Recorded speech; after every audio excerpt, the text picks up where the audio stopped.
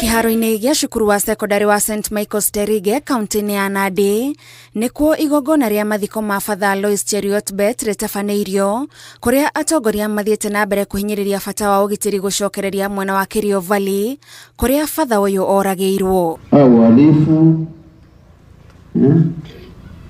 ikutane na sheria. Mimi sitasema kwamba wauawe, mimi sitasema hivyo, lakini wapatikane na sheria ifanye kazi yake. Atongoria aya makĩenda gĩcigo gĩa Kerio Valley gũcabithio orĩo ngathĩti-inĩ ya thirikari ta kũndũ kũrĩ na ũhagũku wa ũgitĩri. So that operation can be done kama ile ilifanyika Mount Elgon kufukuza SDLF pale, operation disturbed area.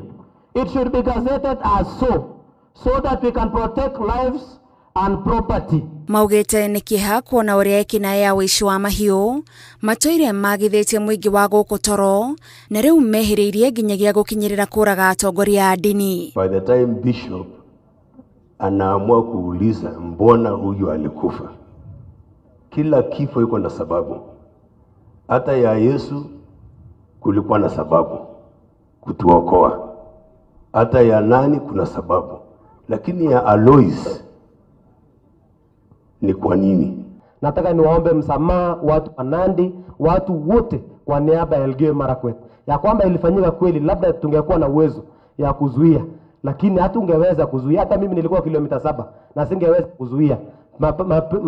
Polisi walikuwa hawangeweza kuzuia. Father Alois ashakaitwo ta mwĩtĩkia na mũhunjia wa thayũ woma, etĩkia na makĩria arĩa aratungataga makĩhoka gĩkuũ gĩake gĩtikũrĩra ta ũrĩa kũhanĩte ta mũtugo.